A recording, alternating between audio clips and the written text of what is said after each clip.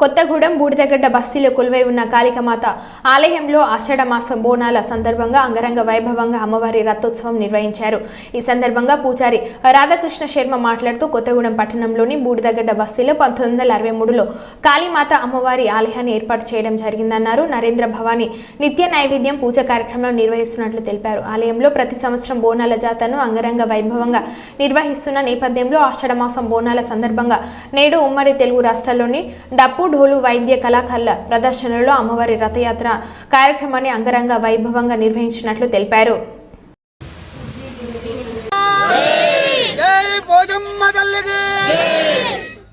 భద్రాద్రి కొత్తగూడెం జిల్లా కొత్తగూడెం పట్టణంలో బూడిదగడ్డ బస్తీలో పాసీ కులస్తుల చేత 1963వ సంవత్సరంలో అమ్మవారి యొక్క ప్రతిష్టాపన మహోత్సవం జరిగింది. అప్పటి నుంచి వారు పూజాది కార్యక్రమాలు నిర్వహిస్తూ ఉన్నారు.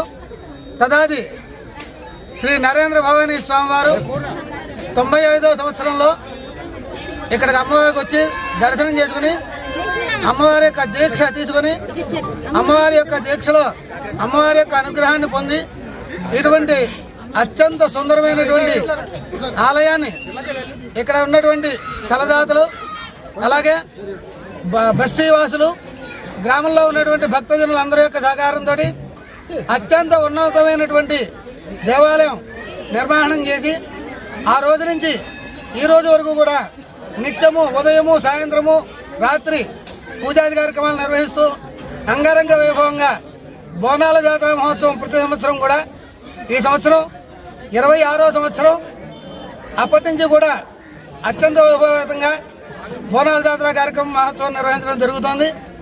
అమ్మవారి అనుగ్రహం విషయం చేత ఇక్కడికి ఎవరైతే భక్తులు వచ్చి అమ్మవారిని దర్శించి తరిస్తారో వారందరికీ కూడా కొంగు బంగారంగా అమ్మవారు దీవెనలు ఇచ్చి వారి యొక్క కార్యక్రమాలని కూడా నెరవేరుతోంది. దినదిన ప్రవర్ధమానంగా కొనసాగుతూ ఉన్నటువంటి ఈ యొక్క మహంకాళి అమ్మవారి యొక్క ఈ సంవత్సరం బోనాల జాతరలో ఇప్పుడు అమ్మవారి యొక్క విశేషమైనటువంటి రథోత్సవ కార్యక్రమం ప్రారంభించబడుతోంది.